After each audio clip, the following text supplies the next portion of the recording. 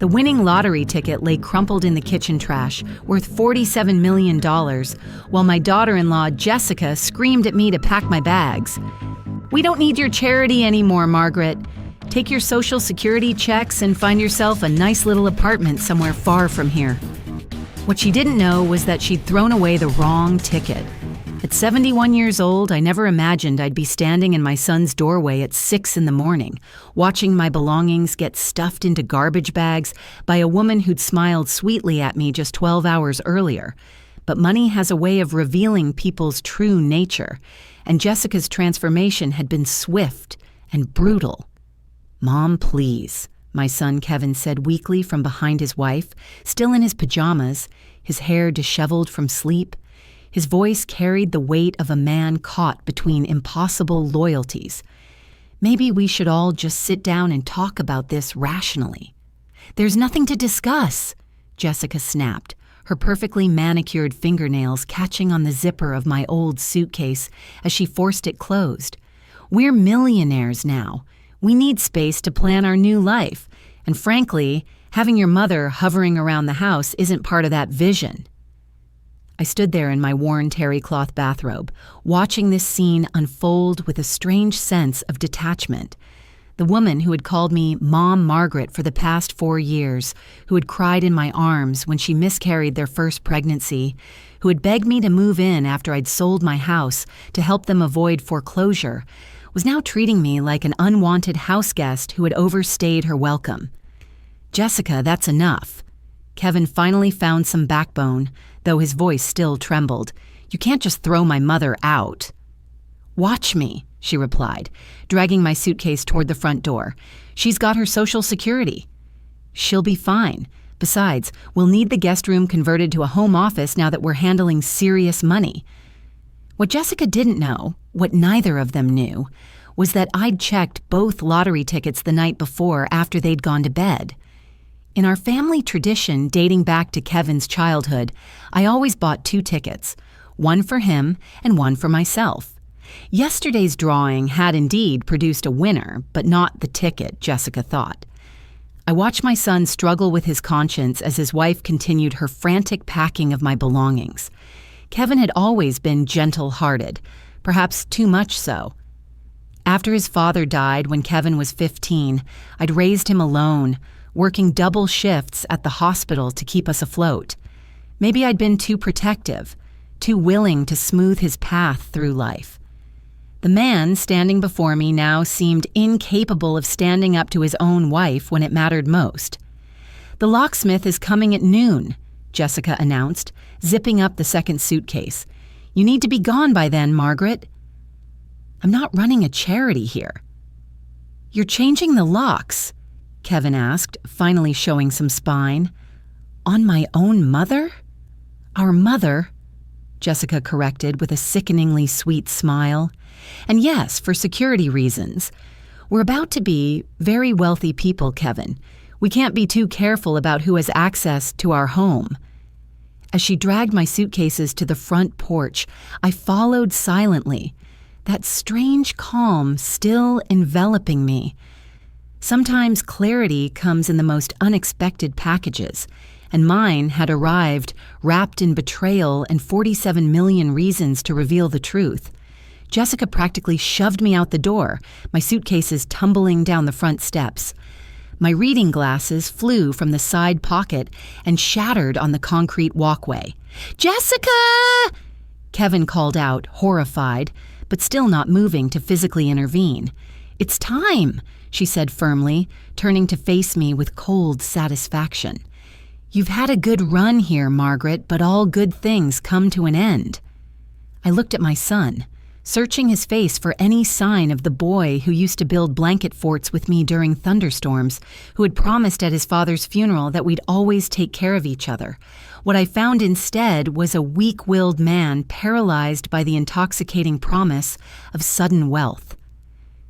"Before I go," I said quietly, straightening my shoulders, "there's something you both should know."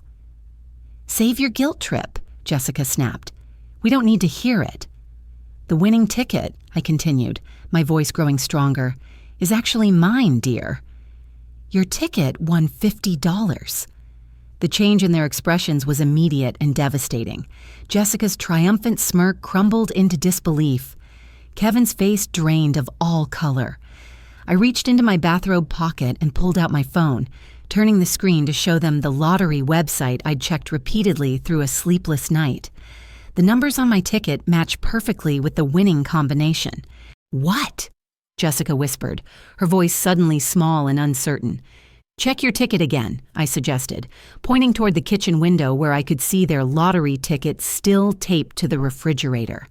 Very carefully this time. As the truth dawned on them, I felt no triumph, no vindication, only a profound sadness that it had taken $47 million to reveal what had been hiding beneath the surface all along. I gathered my scattered belongings from the front steps, collecting my broken reading glasses with as much dignity as I could muster. "I'll be staying at the Hampton Inn until I figure out my next steps," I said, my voice remarkably steady. "Kevin, you can reach me on my cell phone if you need to talk." As I walked toward the Uber I'd quietly called while Jessica was ransacking my room, I heard her wail of rage and despair behind me. I didn't look back. Some views are better left in the rearview mirror. The hotel room felt simultaneously alien and familiar, generic furnishings that reminded me of countless family vacations when Kevin was young, yet now tinged with the bitter knowledge that I was essentially homeless at 71. I placed my hastily packed suitcase on the luggage rack and sat heavily on the edge of the bed, the morning's events replaying in an endless, painful loop. My phone had been buzzing nonstop since I left the house. 14 missed calls from Kevin, 5 voicemails, a flurry of text messages ranging from desperate pleas for me to return to thinly veiled attempts at backpedaling, now that the financial tables had turned. "Mom, please come home. We need to talk. This is all a misunderstanding." Jessica didn't mean what she said. "We're family. We can work this out. Family." The word felt heavy in my chest.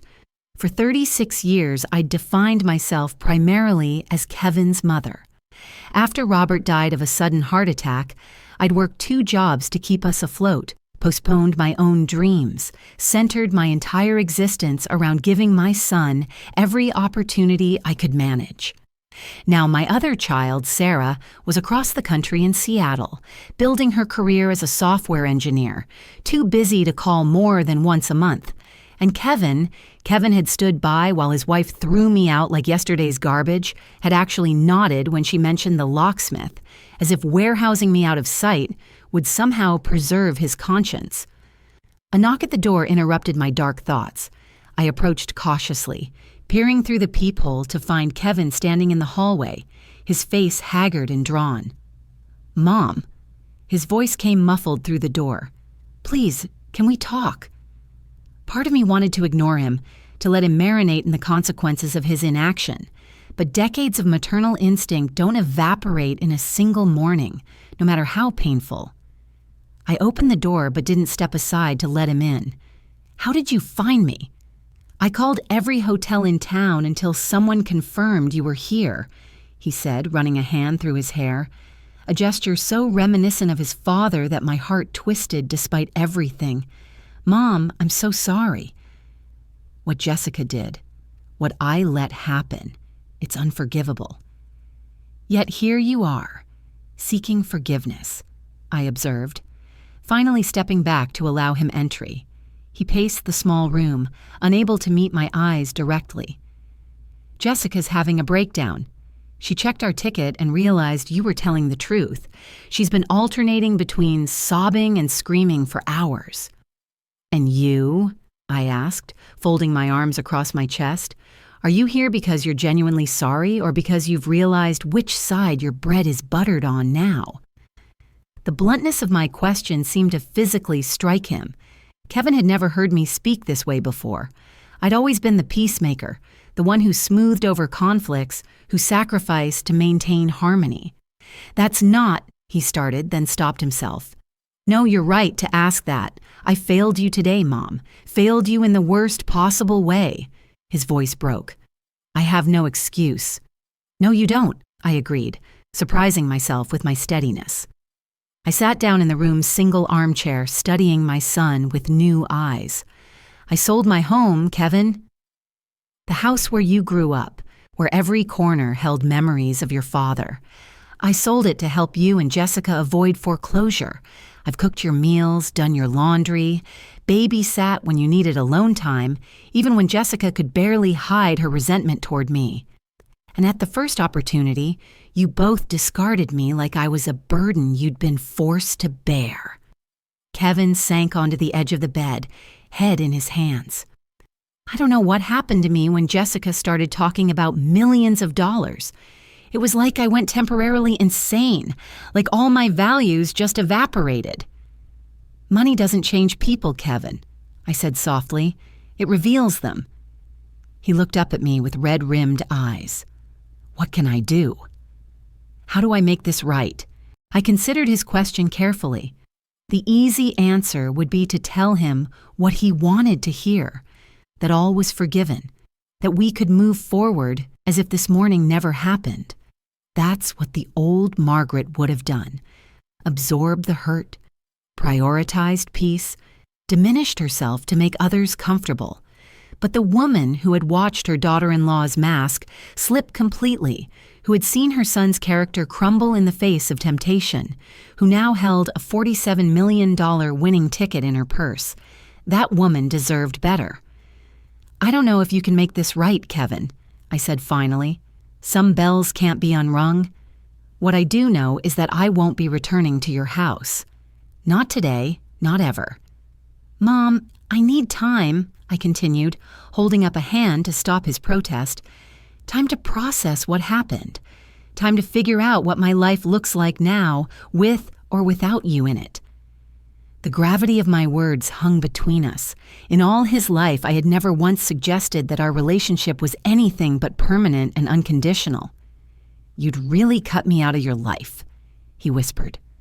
I didn't throw myself out of my home, I reminded him. I didn't suggest finding my mother somewhere far from here when I thought I had millions. Those were your choices, Kevin, and choices have consequences. He seemed to physically shrink before my eyes. What about the money? He asked, then immediately flushed with shame at the question. Ah, I said softly, so we get to the heart of it. That's not what I meant, he backpedaled quickly. I don't want your money, Mom. I swear. Good, I replied simply, because I don't intend to give you any. His face registered shock, not at the refusal, but at my directness. The mother he knew would have immediately offered to share her good fortune, would have put his needs first, as she always had. I should go, he said finally, standing. Jessica's waiting in the car. She wanted to come up too, but I thought it might be better if I talked to you alone first. You thought correctly, I said. The idea of facing Jessica's inevitable crocodile tears and calculated apologies was more than I could bear. At the door, Kevin turned back, his expression lost. What happens now? I looked at my son. This man I'd raised alone, had poured every ounce of love and sacrifice into, and felt a curious mixture of heartbreak and liberation. Now, I said, I claim the life I've put on hold for others. I suggest you do some serious reflection on the man you want to be with or without $47 million in the equation. After he left, I sat in the quiet hotel room, staring at the winning ticket that had simultaneously destroyed and liberated my life in the span of a single morning. Tomorrow, I would contact a lawyer, a financial advisor, figure out how to claim such an enormous sum discreetly. Tonight, I would allow myself to grieve, not for the money gained, but for the illusions lost. My phone buzzed with a text from Sarah. Annual mammogram reminder, Mom. Don't forget to schedule. My daughter, unaware that her mother's world had just imploded and reconstructed itself in the space of a few hours.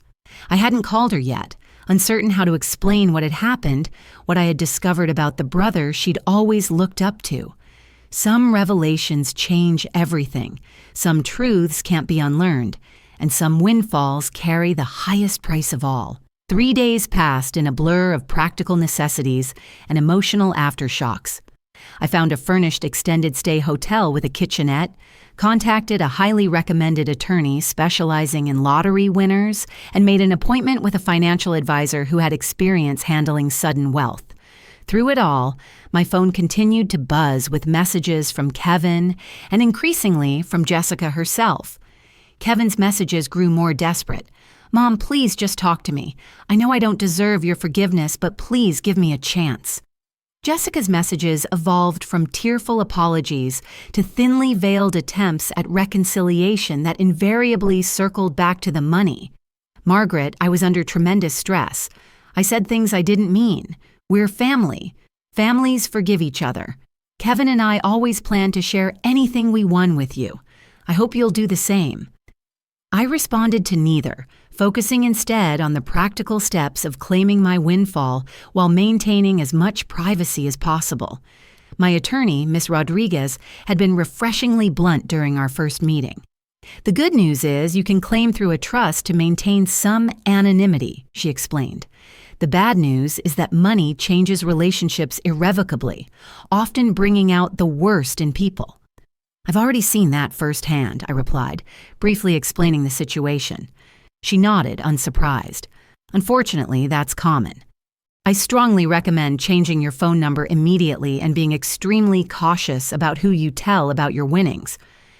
It was on the 4th day, as I was signing papers to establish the trust, that my phone rang with Sarah's number.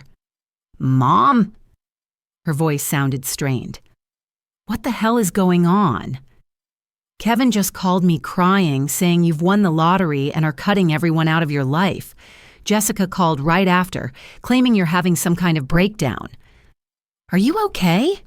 I sighed, settling onto the edge of my hotel bed. "I'm fine, Sarah. Better than fine in some ways, worse in others. It's complicated." "Start from the beginning," she instructed, her engineer's mind taking over, calm, methodical, leaving no room for evasion. So I did. I told her about the lottery tickets, about Jessica's explosive reaction when she thought they'd won, about Kevin's failure to defend me, about the revelation of the true winning ticket. "That absolute," Sarah breathed when I finished, "and Kevin just stood there while she threw you out." "Money," I said simply, "or the promise of it. It revealed things about both of them that I'd rather not have seen." "I'm coming home," she declared immediately. "I'll book a flight tonight." "You don't need to do that," I protested. "You have projects, deadlines." "My mother needs me," she countered firmly. "And apparently, my brother needs a reality check. I'll be there tomorrow." After we hung up, I felt simultaneously relieved and anxious. Sarah had always been the firecracker of the family, passionate, outspoken, fiercely protective. Her reaction was no surprise, but her intervention would inevitably escalate a situation I was still trying to process. My contemplation was interrupted by a knock at the hotel room door. Wary after recent events, I approached cautiously and peered through the peephole. Jessica stood in the hallway clutching an enormous bouquet of white lilies, my least favorite flowers, though she'd never bothered to learn that in 4 years of marriage to my son. Her face was carefully made up, but I could see the telltale puffiness of recent tears. My first instinct was to pretend I wasn't there, but curiosity won out over caution, and I opened the door partway, keeping the security chain engaged. "Margaret?" she said, her voice trembling with practiced emotion. "Thank goodness. I've been so worried about you." "How did you find me?" I asked, echoing the question I'd asked Kevin days earlier. "I called every hotel in the county," she said, attempting to push the flowers through the partially open door. "Please, can we talk? I'm so sorry about what happened." I made no move to take the flowers or remove the chain. "Jessica, I'm not ready to speak with you." "Please," she implored, tears welling in her eyes right on cue. "What I did was horrible." I don't know what came over me. It was like I became another person. "It wasn't another person," I said quietly. It was you without the mask you've worn for 4 years. Now I've seen what's underneath." Her expression flickered, a momentary hardening before the contrite mask slipped back into place. People say terrible things when they're excited or stressed. "You know I love you like my own mother." The blatant lie hung in the air between us. For 4 years, Jessica had barely tolerated my presence. She'd made countless subtle digs about my outdated clothes, my cooking, my old-fashioned opinions. She'd excluded me from outings, forgotten to set a place for me at dinner when Kevin worked late, rearranged my belongings when I wasn't looking. Small cruelties designed to make me feel unwelcome without being obvious enough for Kevin to notice. "Jessica," I said, surprising myself with my calmness, "we both know that's not true. You've resented my presence from day one, and that would have been your right if you'd been honest about it. But instead, you pretended while secretly undermining me at every turn." Her facade cracked slightly, irritation bleeding through. "So you're punishing us? Using your lucky ticket to get revenge? Is that why you're here?" I asked. "Because you think I'm punishing you by not sharing my winnings?" She flushed. "Of course not. I'm here because we're family and families forgive each other."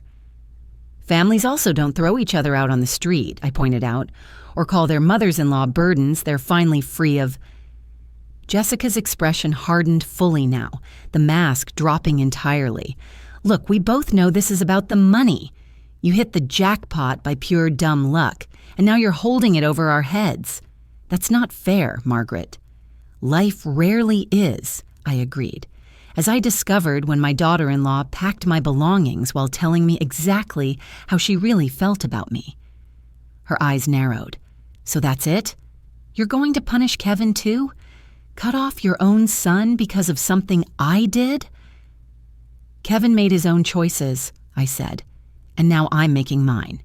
"You won't get away with this," she hissed, her composed demeanor completely evaporated. "Kevin deserves half that money. We deserve it after everything we've put up with." "Deserve is a dangerous word, Jessica," I replied, closing the door gently but firmly in her face. Through the wood, I heard her final shot. "You'll regret this, Margaret." Nobody turns their back on family without consequences. I leaned against the closed door, heart pounding despite my outward calm. The flowers she'd brought lay scattered in the hallway where they'd fallen when I shut the door. Expensive, showy, and completely hollow, just like the relationship she'd pretended to cultivate. My phone buzzed with a text from Sarah. "Flight booked. Arriving 10:30 tomorrow. We'll figure this out together. Love you, Mom." At least one of my children still remembered the meaning of those words. Sarah arrived like a force of nature, striding through the airport terminal with the purposeful energy that had propelled her through MIT and into her position as a senior software architect at a major tech company. She spotted me waiting near baggage claim and made a beeline in my direction. "Mom," she said, wrapping me in a fierce hug that smelled of airplane disinfectant and her signature vanilla perfume. She pulled back, her dark eyes, so like her father's, scanning me with professional assessment. "You look exhausted. Are you sleeping?" "Hello to you too," I replied with a small smile. "And yes, I'm sleeping some."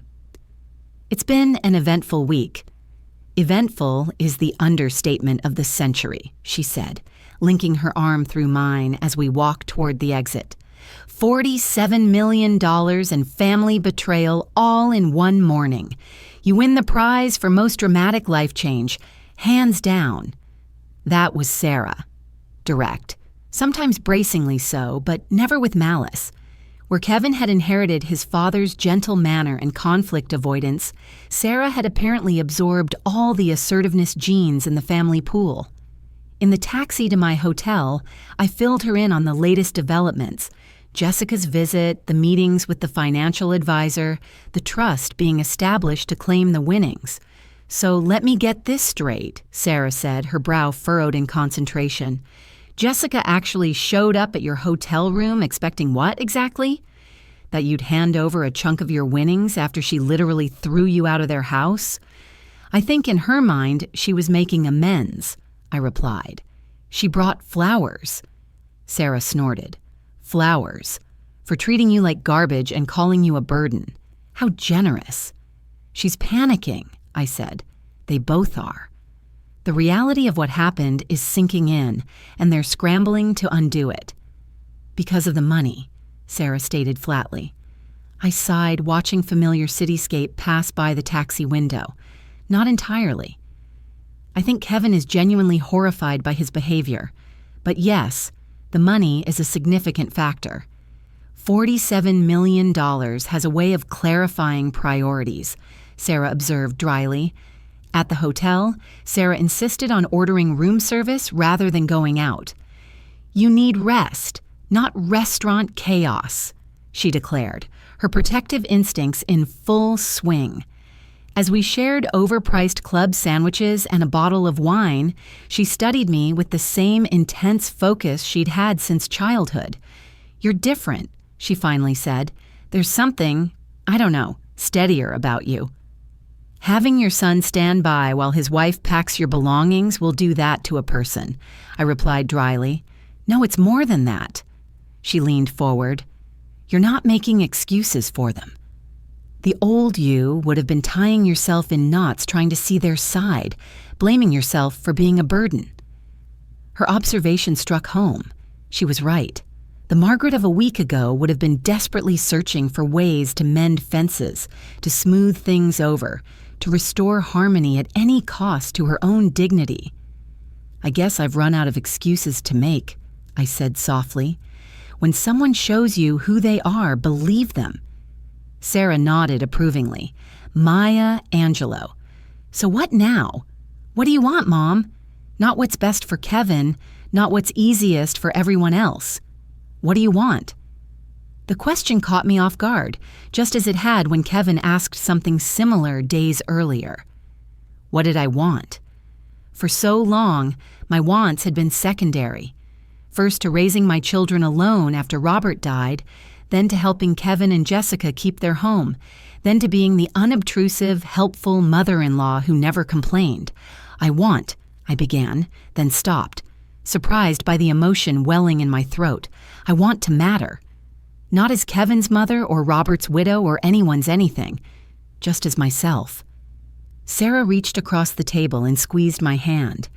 Then that's where we start. The next morning brought another unexpected development. Kevin arrived at the hotel lobby requesting permission to speak with us. Sarah wanted to refuse him outright, but I felt he deserved at least one conversation. I can handle this, I assured her, and you'll be right there with me. When he arrived at our room, Kevin looked like he'd aged 5 years in 5 days. Unshaven, dark circles under his eyes, wearing the same rumpled college sweatshirt he'd retreated to during exam weeks years ago.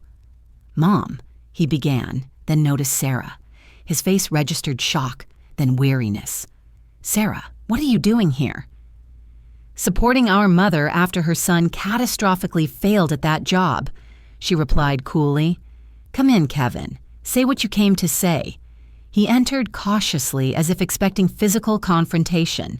Given Sarah's expression, it wasn't an unreasonable fear. I filed for separation, he said without preamble, from Jessica. I'm staying at Mark's place. This was unexpected. Why? I asked. Because I can't be married to someone who would treat you that way, he replied, his voice rough with emotion. Because every time I look at her, I remember what she said to you, how she acted, and how I just stood there. And the money has nothing to do with your decision? Sarah asked skeptically. David flinched. I deserve that, but no, this isn't about the lottery. This is about who Jessica really is, who I showed myself to be in that moment. He looked directly at me. I'll never forgive myself for failing you, Mom. Never. Forgiveness isn't the issue right now, I said carefully. Trust is. You broke something fundamental between us, Kevin. Something that can't be fixed with apologies or grand gestures. I know, he whispered. I know that. I'm not asking for forgiveness or any of your money. I just wanted you to know that I'm trying to make changes. Real ones. Filing for separation is a start, Sarah acknowledged, her tone marginally less frigid. But it doesn't undo what happened. Nothing can, he agreed. I miss my mom. I miss the person I thought I was, someone who would never let anyone hurt you.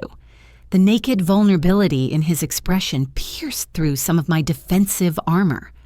This was still my son, the little boy I'd raised alone, the teenager who'd worked after school to help with bills when money was tight, the young man who'd called faithfully every Sunday during college. It's going to take time, I said finally. A lot of time. He nodded, accepting this without protest. I understand. I just wanted you to know about Jessica and to say again how sorry I am. He stood awkwardly. I should go. Let you and Sarah have your time together. After he left, Sarah examined my face carefully. You're softening toward him. He's my son, I said simply. That doesn't disappear because he made a terrible mistake. A mistake is forgetting your keys, Sarah countered. He watched his wife throw you out and suggested you find somewhere far from here instead of defending you. I know what he did, I replied quietly. I was there, remember? But I also raised him for 36 years. I know who he is beyond this one awful moment. Sarah sighed, some of her righteous anger deflating. I just don't want to see you hurt again, especially not by someone who should protect you at all costs.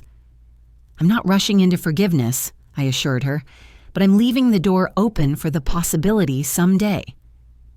Later that evening, as we planned next steps, finding me a more permanent living situation, scheduling the official lottery claim, my phone rang with an unknown number.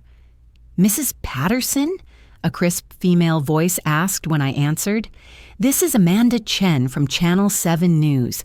We understand you're the winner of last week's $47 million Powerball jackpot. We'd love to schedule an interview. I hung up immediately, heart pounding. How did they get my number? How did they know it was me? Sarah's expression darkened.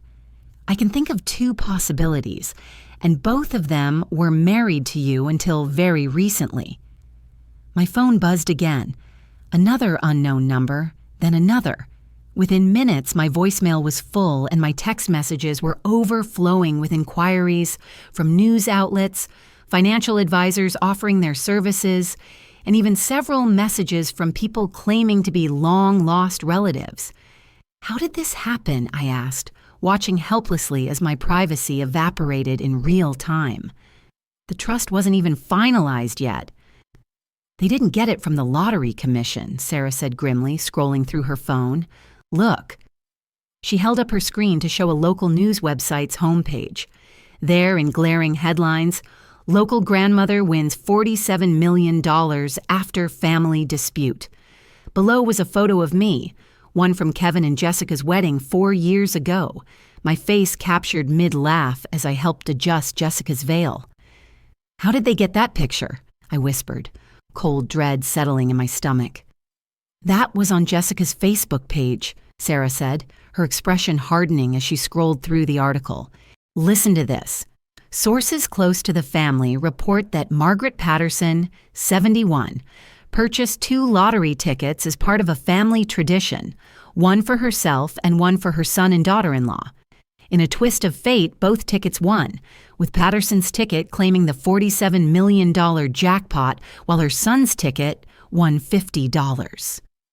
She looked up, eyes blazing. They're quoting sources close to the family, Mom. The betrayal hit me like a physical blow. Someone had sold my story to the press, someone who knew intimate details about our family tradition, about what had happened that morning. Jessica, I said, the name bitter on my tongue. It has to be. Or Kevin, Sarah suggested, though she seemed reluctant to voice the possibility. No, I shook my head firmly. Whatever his failings, Kevin wouldn't do this. This has Jessica written all over it. My phone rang again, this time with Kevin's number. I answered on speaker so Sarah could hear. "Mom!" His voice was panicked. "Have you seen the news?" Someone talked to the press about the lottery. "We've seen it," I replied tersely. "Your wife busy making some extra cash by selling my story?" "It wasn't Jessica," he said immediately. "She's been as shocked as I was when the story broke. She's been raging about invasion of privacy for hours." "Then who?" Sarah demanded, leaning toward the phone. "Who else knew all these details?" There was a pause. I talked to Mark about it when I first moved to his place. I was pretty messed up that night, had a few too many beers, and told him the whole story. "Mark, whose wife works at Channel 7, Sarah finished, her voice dripping with disgust. "Brilliant, Kevin. Just brilliant. I didn't think he'd tell Linda." "I thought our conversation was private." "Well, clearly it wasn't," I said, trying to focus on practical matters rather than this fresh betrayal. "And now we have to deal with the consequences." "You can stay with me," Kevin offered immediately. "I'm at Mark's, but—" "Absolutely not," Sarah cut him off. "She's coming with me to Seattle tonight." The decisiveness in her voice brooked no argument, but I found myself hesitating. "Sarah, your apartment barely has room for you, let alone a house guest." "My schedule is flexible for family emergencies," she finished firmly. "I've got 2 weeks of accumulated vacation time. You're coming to Seattle until this dies down." Kevin's voice came through the speaker, small and defeated. "That's probably for the best." "I'm so sorry, Mom, for everything." After we hung up, Sarah resumed packing with military efficiency. "I've booked us on the red-eye. We leave in 4 hours." I sat on the edge of the bed, suddenly overwhelmed by the rapid disintegration of my carefully ordered life. In just 1 week, I'd gone from comfortable invisibility to a homeless lottery winner, fleeing media attention. "Hey," Sarah's voice softened as she noticed my expression. "We'll figure this out. The press will move on to the next sensation, and you'll be able to claim your winnings through the trust with minimal publicity. This is just a temporary storm." Before I could respond, my phone buzzed with a text from an unknown number. "Hope you enjoy your blood money, you manipulative old witch. You planned this whole thing, didn't you? Now you've destroyed my marriage and ruined our lives. I won't forget this. Jessica." I wordlessly handed the phone to Sarah, whose eyes widened as she read the message. "She's unhinged," Sarah muttered, "and potentially dangerous. We're definitely getting you out of town tonight." As we finished packing, my phone continued to explode with notifications. More press inquiries, more supposed distant relatives, more financial advisors, and among them, 3 more increasingly unhinged messages from Jessica, each more accusatory than the last. "She thinks I somehow engineered the lottery win," I said incredulously, reading her latest tirade, "as if I have magical powers to select winning numbers." "She's looking for someone to blame," Sarah observed, zipping my suitcase closed. "In her warped reality, she's the victim here, not the villain. And now that Kevin's left her, she's lost her primary target for manipulation." "I never wanted any of this," I said softly. "The money, the media attention, Kevin's marriage falling apart. I just wanted to be treated with basic dignity." Sarah paused in her efficient packing to sit beside me, taking my hand in hers. "That's because you're a good person, Mom." "Better than all of us, honestly. You've spent your whole life putting everyone else first. Maybe this lottery win, as messy as it's becoming, is the universe's way of forcing you to finally put yourself first." As we prepared to leave for the airport, a final text came through from Kevin. Jessica just left the house with all her stuff, raving about making things right and showing everyone the truth. "I don't know what she's planning, but be careful, Mom. She's not stable right now." A chill ran down my spine. Jessica had always been controlled, calculating in her hostility toward me. The idea of her becoming unpredictable, potentially dangerous, added a new dimension of fear to an already overwhelming situation. "Don't respond," Sarah advised, reading over my shoulder. Let's just get to the airport and out of this city. We can deal with Jessica's dramatics from 3,000 miles away. In the taxi to the airport, I gazed out at the city lights, the skyline I'd called home for 40 years, since Robert and I bought our first small house as newlyweds. I'd never imagined leaving, certainly not like this, fleeing in the night from media attention and a vengeful daughter-in-law, with my relationship with my son hanging by a thread. $47 million. The sum that was supposed to bring security and comfort had instead unleashed chaos and revealed the brittle foundations of relationships I'd thought were solid. "Stop looking so grim," Sarah nudged me gently. "This isn't an ending, Mom. It's a beginning. A weird, messy beginning. But still, for the first time in decades, you get to decide what your life looks like on your terms, with your priorities." As the taxi merged onto the highway toward the airport, I allowed myself to consider the possibility that she might be right, that somewhere beyond the current turmoil might lie a life I'd never dared imagine for myself, one where Margaret Patterson existed as more than just someone's mother, someone's mother-in-law, someone's widow, one where I finally mattered as myself. Seattle greeted us with its trademark drizzle and the kind of gray morning light that seemed to soften the harsh edges of everything.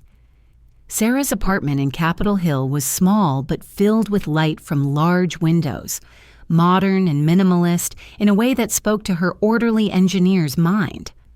"It's not much," Sarah apologized, showing me to her spare room which doubled as a home office. "But no one will think to look for you here, and the building has good security." "It's perfect," I assured her, too exhausted from the overnight flight and emotional upheaval to care about accommodations. "Thank you for doing this." "Stop thanking me," she said firmly. "You raised me alone after Dad died. You worked double shifts to put me through college. You supported me through that awful breakup with Derek when I thought my world was ending. I think I can handle providing a safe haven for a few weeks." That first day passed in a blur of necessary phone calls, to Miss Rodriguez about moving forward with the trust despite the media leak, to my bank about securing my accounts, to the few close friends back home who might worry about my sudden disappearance. I changed my phone number, created new email addresses, and began the process of digitally disappearing as thoroughly as possible. By evening, exhaustion claimed me, and I fell into dreamless sleep on Sarah's comfortable pull-out couch, lulled by the unfamiliar city sounds filtering through the partially open window. I awoke the next morning to the smell of coffee and the sound of Sarah's voice, low and intense, coming from the kitchen. Padding quietly down the hallway, I paused at the threshold, not wanting to interrupt what sounded like a serious conversation. "I don't care what she's saying, Kevin. Mom didn't steal anything from anyone. No, I'm not going to tell you where we are right now, because your wife is acting like a lunatic, that's why." I stepped into the kitchen, making my presence known. Sarah glanced up, phone pressed to her ear, and rolled her eyes dramatically. "She's here now. Do you want to speak with her?" A pause. "Fine, but keep it brief.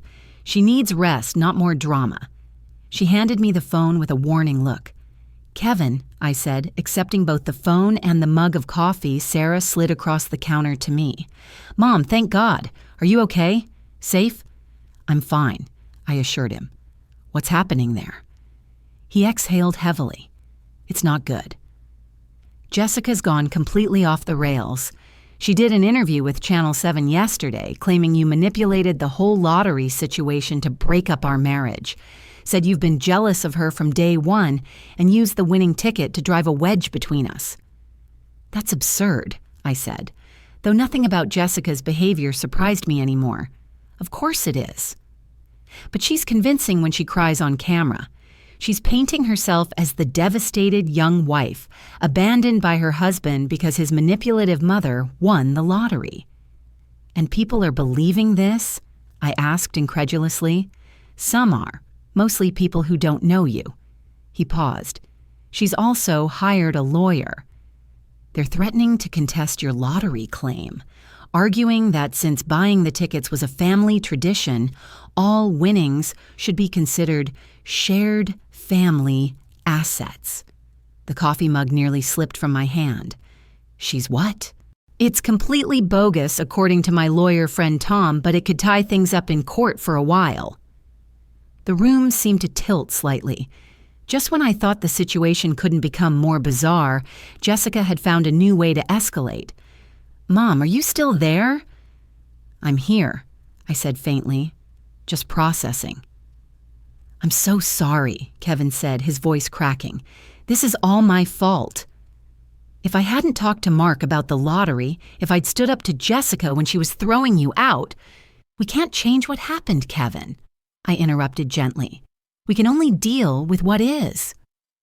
After finishing the call, I sank onto a kitchen stool, suddenly feeling every one of my 71 years. "She's suing you for your lottery winnings," I told Sarah, who had been hovering nearby trying to pretend she wasn't eavesdropping. And she did a televised interview painting me as some kind of manipulative monster. Sarah's expression darkened. That vindictive little... She bit off the rest of her sentence. "Okay, deep breaths. This changes nothing functionally. Miss Rodriguez needs to know about the threat immediately, but otherwise, our plan remains the same. You stay here out of the spotlight while the legal team handles things back home." The next 2 weeks settled into an unexpected rhythm. While Sarah returned to her demanding job at the tech company, I discovered a strange new freedom in being a complete stranger in a strange city. No one knew me as Kevin's mother or Robert's widow. No one had expectations of me. No one needed anything from me. I explored Sarah's neighborhood, finding a small cafe where I could read for hours undisturbed. I visited the art museum and browsed bookstores.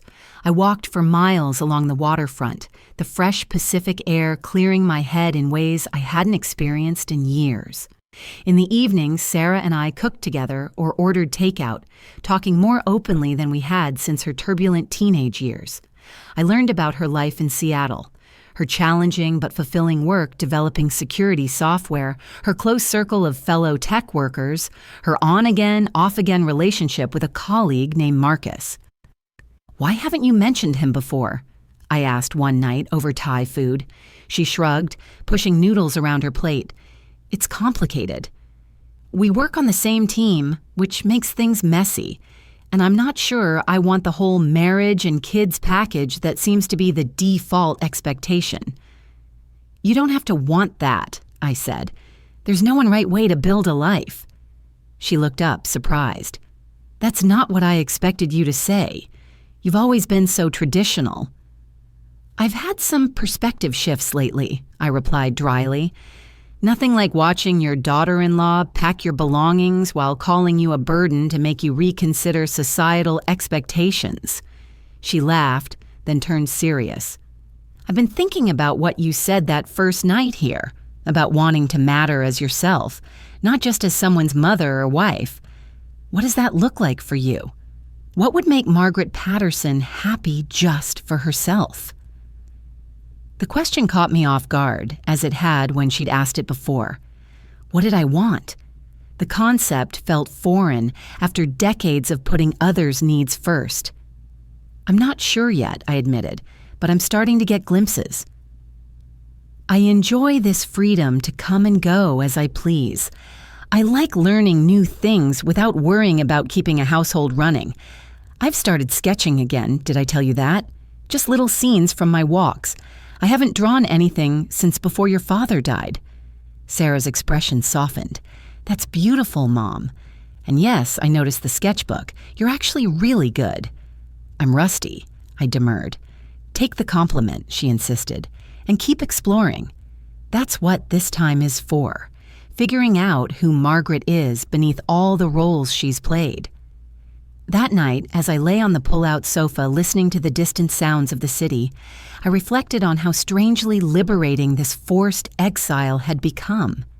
The lottery win that had upended my life had also, paradoxically, given me the first real breathing space I'd had in 40 years.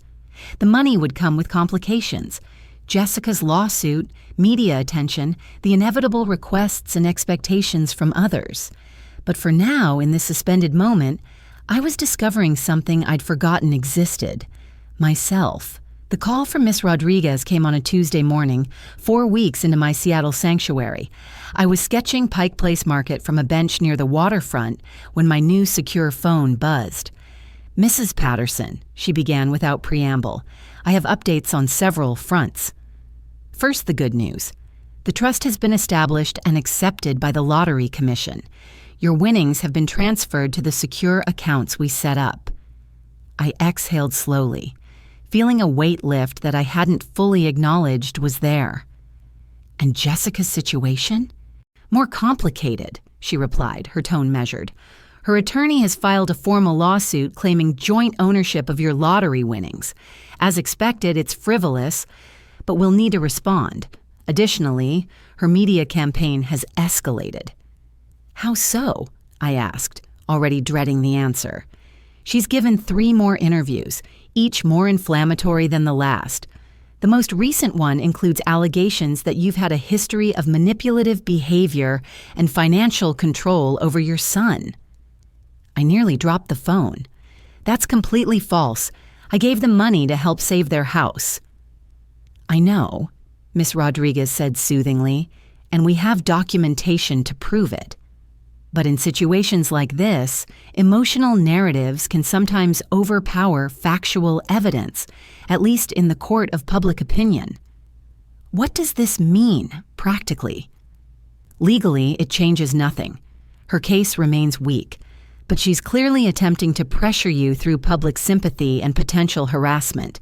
Have you received any concerning communications?" I thought of the dozens of messages that had flooded my old accounts before I'd changed everything. Strangers calling me a greedy old woman who was destroying a young couple's marriage. Even former neighbors suggesting I should do the right thing and share my winnings. "Some," I admitted, "but I've disconnected from most platforms where people could reach me." "Good. Keep it that way." She paused. "There's one more thing. Your son called our office yesterday. He wanted to formally state for the record that he is not part of his wife's lawsuit and does not support her claims." A small warmth kindled in my chest at this evidence that Kevin was, at least in this matter, choosing the right side. "Thank you for telling me that." After the call ended, I sat on the bench, my sketching forgotten as I processed this new development. Jessica was doubling down, escalating her vendetta against me through both legal and public channels. What had begun as a shock reaction to perceived loss was calcifying into something more dangerous, a deliberate campaign to destroy my reputation and claim money she felt entitled to.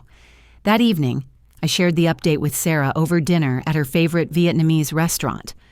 "We should counter-sue for defamation," she declared immediately, stabbing her chopsticks into her foe with unnecessary force. "She's publicly lying about you." "That's actionable. More lawsuits mean more publicity," I pointed out. "I just want this to fade away so I can move forward." "It won't fade if she keeps feeding the flames," Sarah argued. "Have you seen the latest?" She pulled out her phone and navigated to a news website. She's got a hashtag now, #Justice for Jessica. It's trending.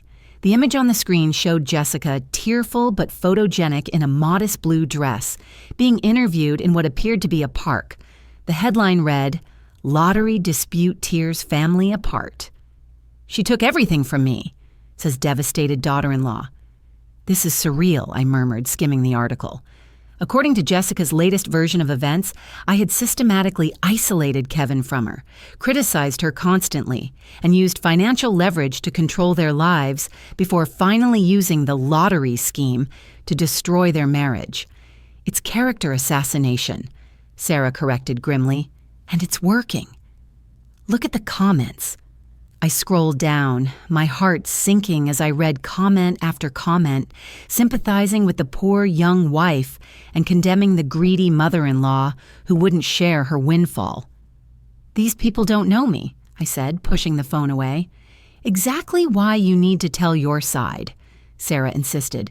Not necessarily through the media, but at least through legal channels. Otherwise, her narrative becomes the only one people hear. I considered this, remembering how Kevin had stood silently by while Jessica packed my belongings. The memory still stung, but it had lost some of its sharp edges over the weeks of distance and reflection.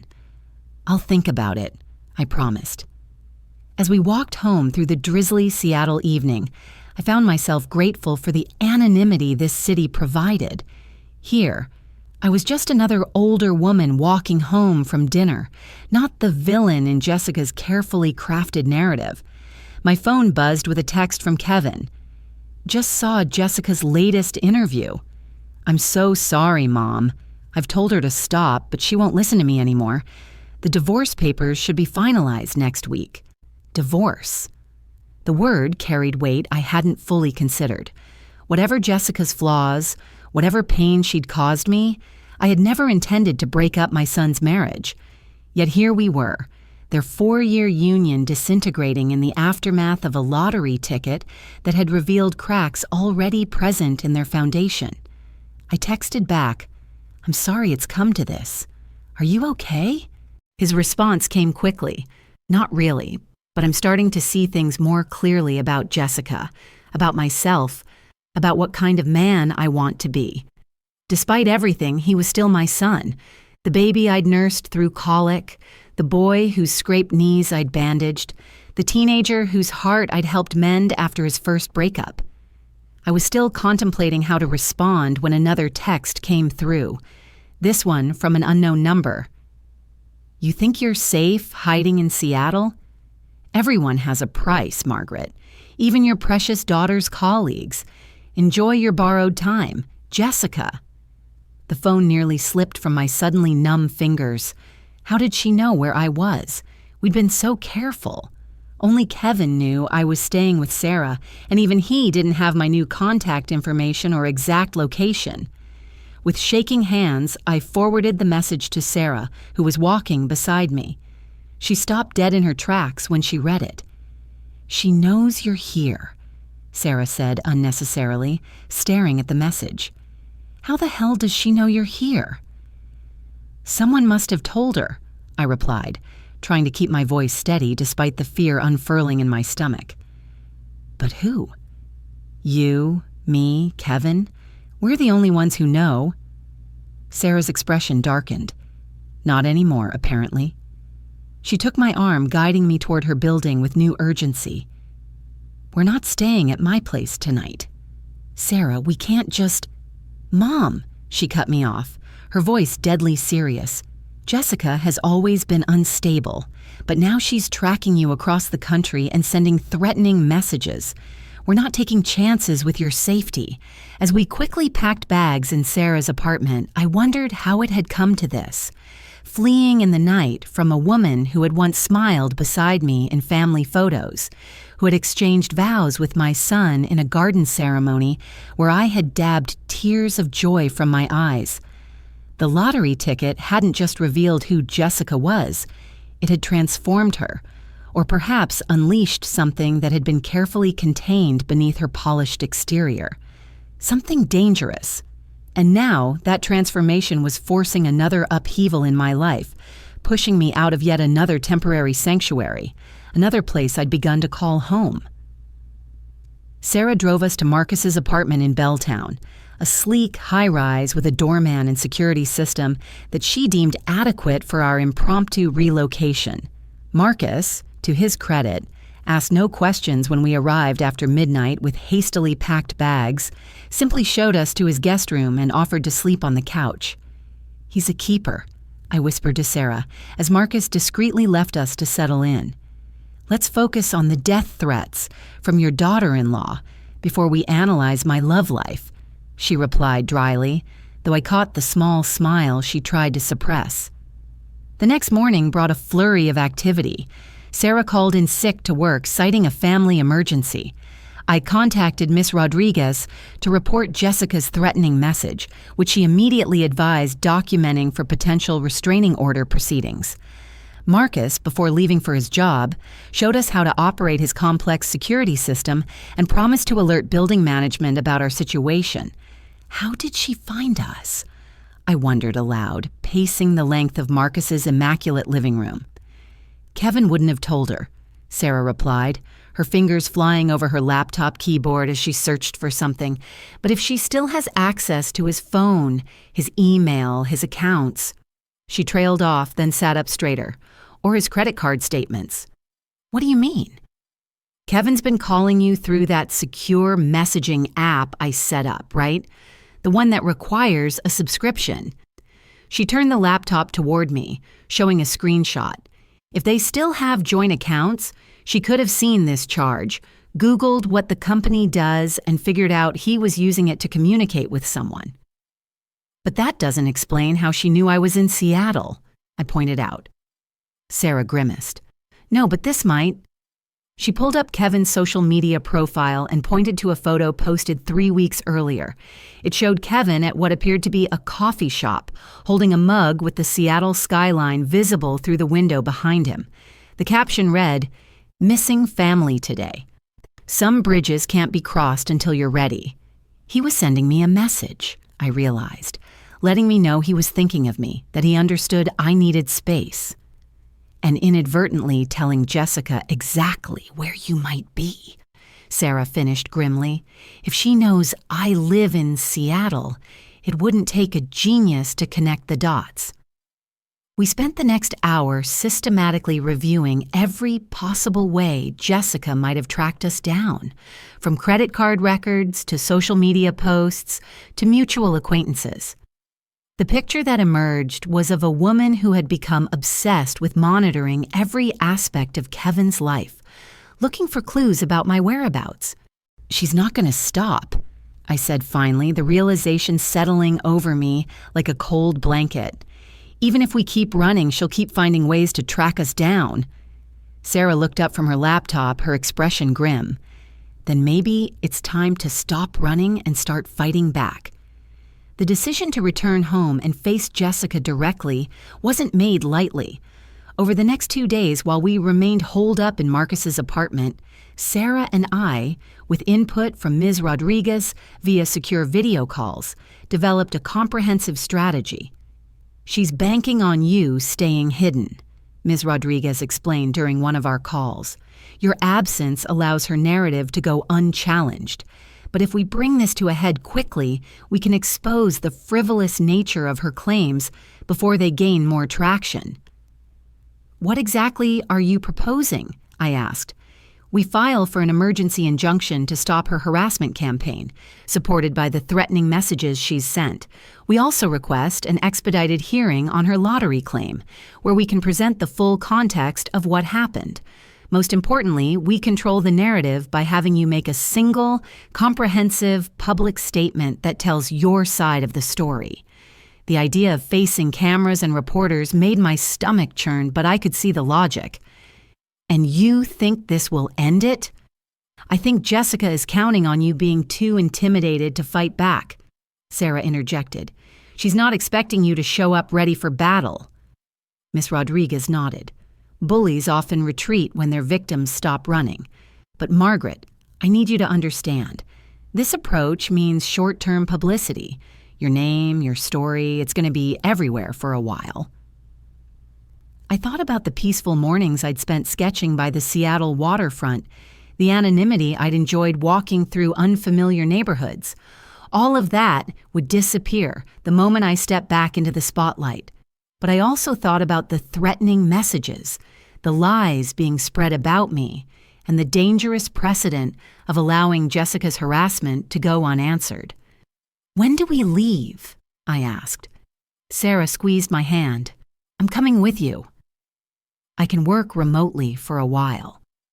The flight home felt like traveling toward a storm I could see brewing on the horizon, dark, ominous, unavoidable. We flew under assumed names booked by Miss Rodriguez's office and checked into a hotel across town from my old neighborhood, complete with a private security detail. Kevin met us at the hotel the evening before our planned media offensive, his face drawn with stress and shame. I'm so sorry, he said immediately upon entering our suite. I never imagined she'd escalate this far. The things she's saying about you, it's unbelievable. Believe it, Sarah said sharply. Your wife is trying to destroy our mother's reputation to get her hands on money that isn't hers. Kevin flinched, but didn't argue. The divorce is almost final.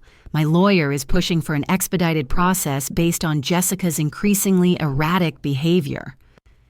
Has she threatened you directly? I asked, studying his face with concern. He hesitated. Not physically, but she's threatened to destroy me if I testify on your behalf. Said she'd claim I was abusive, that I controlled her financially, isolated her from friends. Would anyone believe that? Sarah asked skeptically. Some might, he admitted. Jessica has always been good at playing the victim when it serves her purposes. I reached across the small table to take his hand. You don't have to testify, Kevin. Miss Rodriguez thinks we have a strong case without putting you in that position. He shook his head firmly. No, Mom. I failed you once by staying silent. I won't do it again. I'll be there tomorrow telling the truth about what happened. After he left, Sarah and I reviewed our strategy one final time. Are you nervous? She asked as we prepared for bed. Terrified, I admitted. Not of Jessica or the reporters, but of being pulled back into all this ugliness just when I was starting to find some peace. Sarah sat beside me on the edge of the bed. Whatever happens tomorrow, remember that this is temporary. Jessica can make noise. She can force you back to town for a confrontation, but she can't take away who you are or what you've discovered about yourself these past weeks. I hugged my daughter, grateful beyond words for her fierce support. One way or another, I said, tomorrow this particular chapter ends. The press conference was scheduled for 10 a.m. at the downtown Marriott, with the legal hearing to follow at 2 p.m.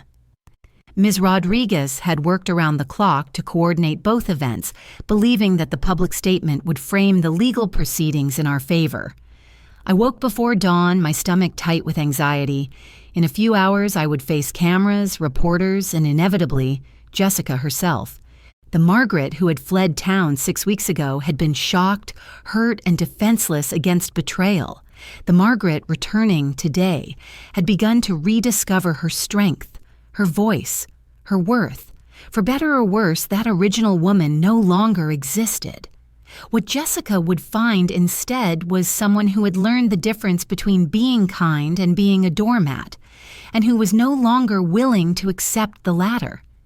As I dressed in the navy suit Sarah had helped me select, professional, dignified, impossible to dismiss, I caught sight of myself in the hotel mirror. The face looking back at me was older, perhaps, but steadier somehow, more certain. I had 47 million reasons to fight back, but more importantly, I had finally learned that I was worth fighting for, with or without the lottery ticket that had changed everything. The time for running was over. Today, Margaret Patterson would finally stand her ground. The hotel conference room was packed beyond capacity. Reporters jostled for position, cameras flashed continuously, and the buzz of conversation created a low hum of anticipation. I sat at a small table facing the crowd, flanked by Miss Rodriguez on one side and Sarah on the other, trying to project calm confidence while my heart hammered against my ribs. Remember, Miss Rodriguez murmured as she adjusted the microphone, stick to the facts, stay composed, and don't let them bait you into emotional responses. I nodded, smoothing my navy jacket one final time. Through the sea of faces, I spotted Jessica near the back of the room, flanked by her own attorney and what appeared to be a small entourage of supporters. She was dressed in muted pastels, her expression carefully arranged in a mask of wounded dignity. Ladies and gentlemen, Ms. Rodriguez began, thank you for coming. Mrs. Margaret Patterson will make a brief statement regarding recent allegations, and then we'll take a few questions. I leaned forward to the microphone, my voice steadier than I felt. 6 weeks ago, I won a $47 million lottery jackpot. What should have been one of the happiest days of my life became one of the most heartbreaking, not because of the money, but because of what it revealed about people I loved and trusted. The room fell silent except for the clicking of cameras. I'd like to set the record straight about what actually happened that morning. I proceeded to tell the story methodically, the family tradition of buying lottery tickets, Jessica's explosive reaction when she thought they'd won, the verbal abuse, being physically thrown out of my son's home, the packing of my belongings while being told I was unwanted. I never manipulated anyone, I continued, my voice growing stronger. I never planned any of this. I simply checked the lottery numbers after my son and daughter-in-law had gone to bed, as I always do. When I discovered the truth about which ticket had won, I chose not to reveal it immediately because I wanted to see how they would treat me when they thought they no longer needed me. A reporter in the front row raised her hand. "Mrs. Patterson, your daughter-in-law claims you've been controlling and manipulative throughout their marriage. How do you respond to that?" "I respond with documentation," I replied calmly. Miss Rodriguez slid a folder across the table. "Bank records showing that I sold my own home to help them avoid foreclosure. Credit card statements showing that I paid for groceries, utilities, and household expenses while living with them, and character references from neighbors, friends, and former colleagues who can speak to my actual character, not the fiction being constructed to justify greed." Another reporter, "Why did you disappear after winning? Doesn't that seem suspicious?" "I temporarily relocated after receiving threatening messages and experiencing harassment," I said, glancing toward Jessica. "When someone packs your belongings while screaming that they're finally free of you, then tracks you across the country to send threatening texts, seeking privacy seems prudent, not suspicious." The questions continued for 20 minutes. With each answer, I felt stronger, more certain. This wasn't the cowering woman who had fled town in shame. This was someone who had found her voice and wasn't afraid to use it. "One final question," Ms. Rodriguez announced. A young male reporter stood up. "Mrs. Patterson, if your daughter-in-law apologized genuinely, would you consider sharing any of your winnings with her?" I considered the question carefully, aware that my answer would likely be quoted extensively. "I've learned something important over the past 6 weeks," I said finally. "True character isn't revealed in how people treat you when they need something from you. It's revealed in how they treat you when they think they don't need you anymore. Some revelations can't be undone with apologies." As we concluded the press conference, I caught sight of Jessica's face across the room. The mask had slipped slightly, revealing the cold fury beneath. She said something to her attorney, who nodded and made notes on his legal pad. "Round 1 to us," Sarah murmured as we packed up our materials. "But something tells me Jessica isn't done yet." She was right. The legal hearing that afternoon took place in a packed courtroom. Judge Harrison, a stern woman in her 60s with steel gray hair and no-nonsense demeanor, called the proceedings to order at precisely 2 o'clock. Jessica's attorney, Mr. Wellington, presented their case first. He painted a picture of a family lottery tradition that constituted an implicit partnership, arguing that all winnings should be considered shared assets regardless of whose name was on the ticket. "Your Honor," he argued, "for 4 years, Mrs. Patterson lived in my client's home, participated in family activities, and was treated as family. The lottery tickets were purchased as part of a long-standing family tradition. To now claim that only one party benefits from this tradition is unconscionable and legally unsupportable." Ms. Rodriguez's response was swift and devastating. She presented the bank records showing my financial contributions to Kevin and Jessica's household, the documentation of my home sale to help them avoid foreclosure, and most damaging of all, a recording Kevin had made on his phone of Jessica's tirade the morning after the lottery drawing. The recording was crystal clear.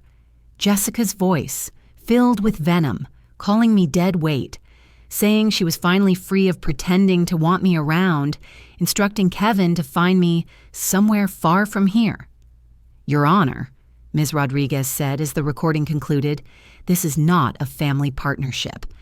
This is a case of someone who showed her true feelings when she thought money was involved and is now attempting to use the legal system to claim assets she has no right to. When Kevin took the stand, his testimony was quiet but damning. He recounted the events of that morning in detail, his voice breaking as he described watching his wife pack my belongings while verbally abusing me. "Did you attempt to stop your wife's behavior?" Miss Rodriguez asked. "Not effectively," Kevin admitted, shame coloring his voice. "I was shocked by the situation, by the money, by seeing a side of Jessica I'd never witnessed before. I failed my mother when she needed me most. In your opinion, was there ever any understanding that lottery winnings would be shared?" "No," Kevin replied firmly. "The tradition was that Mom bought 2 tickets, one for her, one for us. Whatever either ticket won belonged to whoever's name was on it. There was never any other agreement." Mr. Wellington's cross-examination attempted to paint Kevin as being under duress or influenced by guilt, but Kevin remained steady in his testimony. When Jessica took the stand in her own defense, the carefully constructed victim narrative began to crumble under Ms. Rodriguez's precise questioning. "Mrs. Thornton, in your statement to police, you claimed Mrs. Patterson was manipulative and controlling. Can you provide specific examples?" Jessica's composure started to crack. She always had opinions about everything: how we decorated the house, what we cooked for dinner, how we spent our money. "Did she prevent you from making these decisions?" "Well, no, but she made her disapproval known." "By expressing her opinion when asked or by attempting to control your choices?" She had this way of making you feel guilty if you didn't do things her way." "Can you provide a specific instance where Mrs. Patterson actually prevented you from doing something you wanted to do?" Jessica struggled to answer, her responses becoming increasingly vague and contradictory. Miss Rodriguez then played the trump card, the threatening text messages Jessica had sent to me in Seattle. "Did you send these messages to Mrs. Patterson?" Jessica's face flushed. "I was upset. She'd destroyed my marriage and taken money that should have been ours.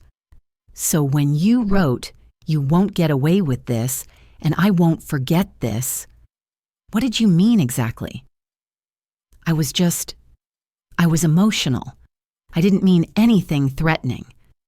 And when you tracked her location to Seattle and wrote, 'Everyone has a price, Margaret.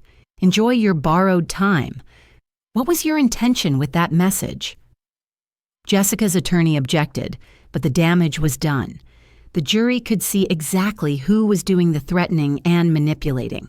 Judge Harrison's ruling was swift and unambiguous. Having reviewed all evidence and testimony, this court finds the plaintiff's claims to be without merit. The lottery ticket in question was purchased by Mrs. Margaret Patterson with her own funds and registered in her name alone. No evidence has been presented to support the existence of any partnership agreement or shared ownership arrangement. She continued, her voice growing stern as she looked directly at Jessica. Furthermore, this court is deeply troubled by the evidence of harassment and threatening behavior directed at the defendant. Mrs. Thornton, you are hereby ordered to cease all contact with Mrs. Patterson. Any further harassment will result in criminal charges. As we filed out of the courtroom, Jessica brushed past me in the hallway. "This isn't over," she hissed under her breath. "Yes, it is," I replied quietly but firmly. "It's completely over." But even as I said the words, I noticed the calculated look in her eyes that suggested she wasn't quite ready to accept defeat. 2 days later, as we prepared to return to Seattle so I could collect my belongings and decide on next steps, Kevin came to our hotel with disturbing news. "Jessica's gone," he said without preamble. "Left town sometime yesterday after the hearing, but before she left, she did something vindictive." My stomach dropped. "What?" "She gave an interview to that tabloid show, Real Crime Tonight. They're airing a segment called The Lottery Lie tomorrow night.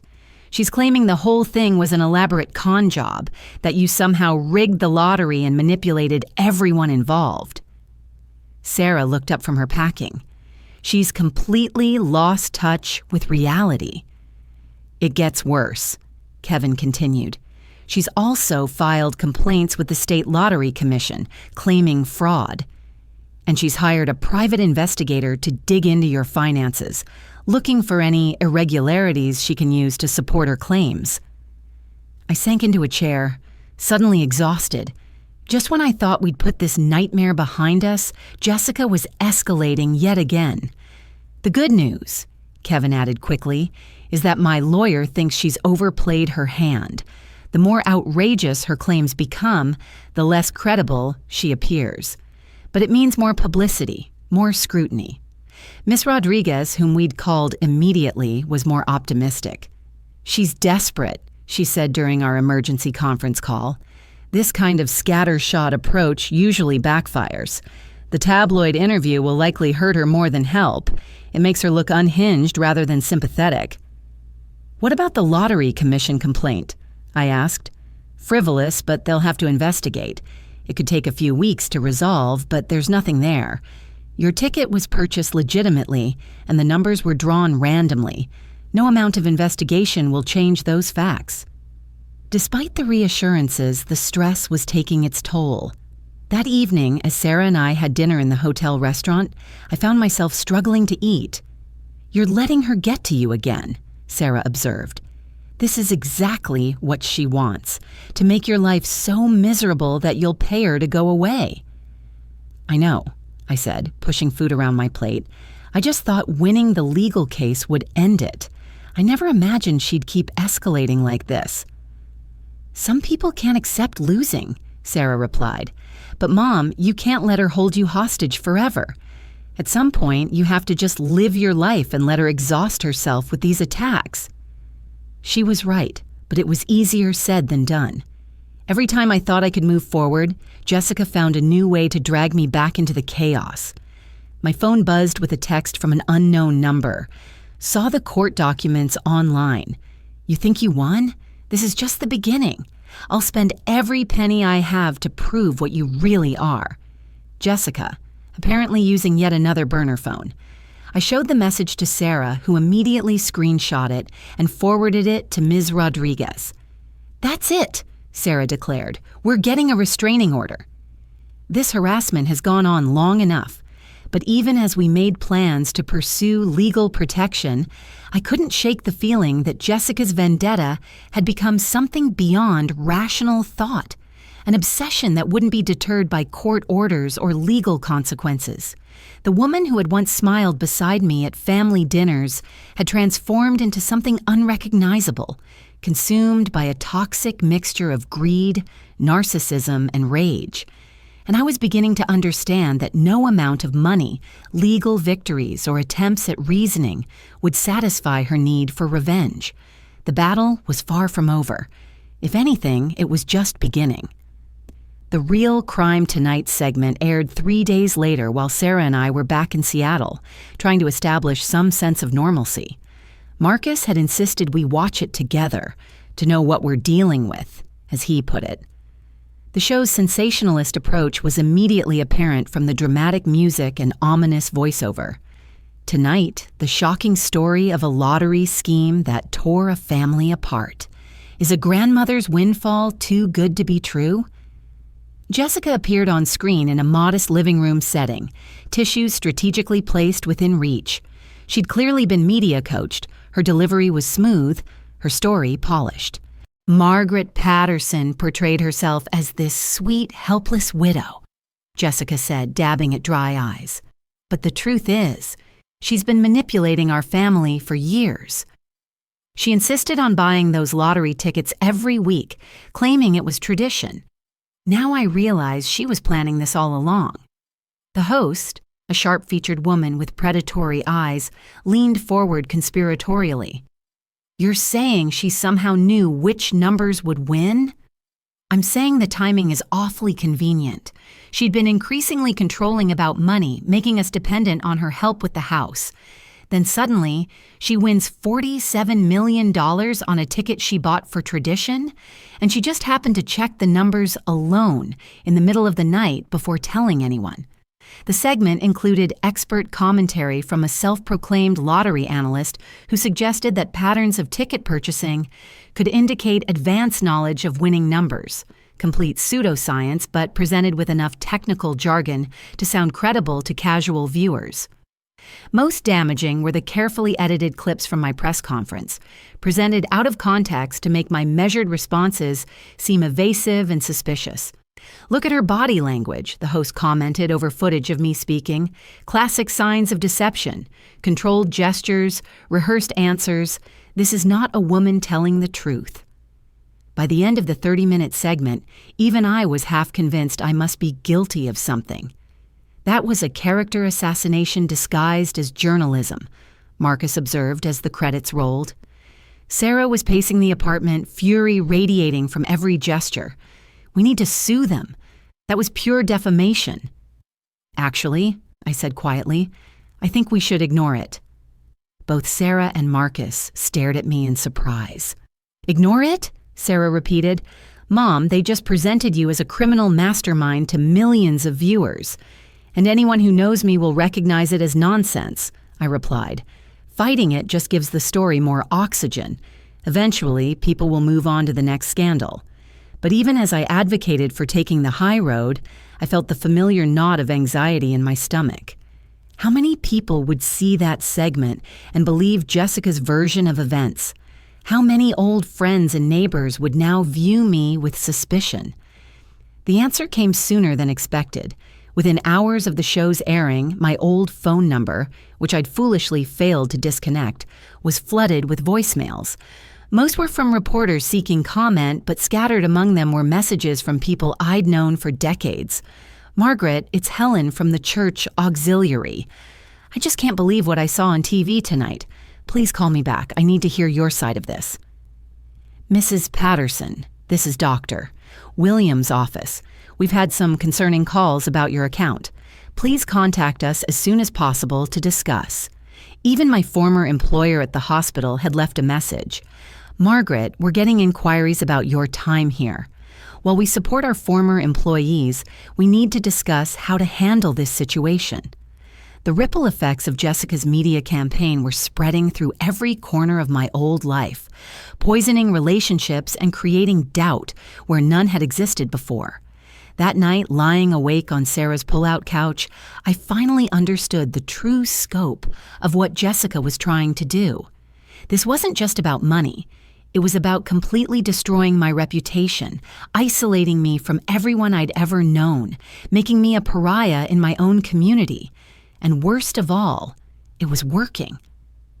The breaking point came a week later, when Sarah arrived home from work with grim news.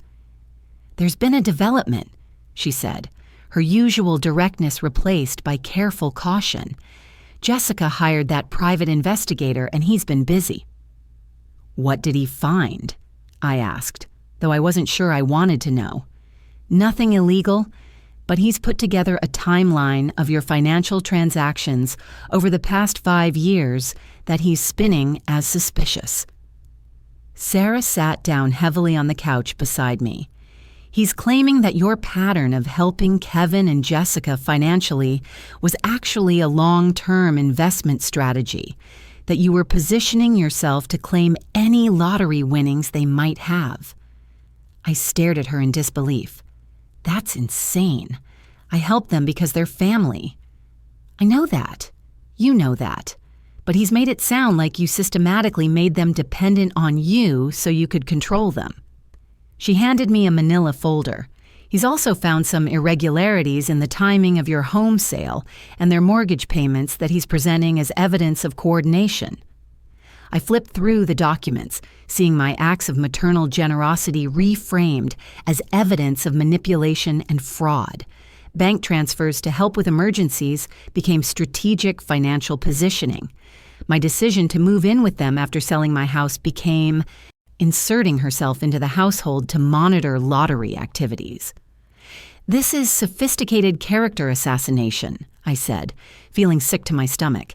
"He's taken normal family financial interactions and twisted them into something sinister." "It gets worse," Sarah said quietly. "He's shopped this report to 3 different news outlets." 2 declined to run it, but Channel 7 is apparently considering a follow-up story. The walls felt like they were closing in. Every attempt to move forward was being blocked by Jessica's relentless campaign to destroy me.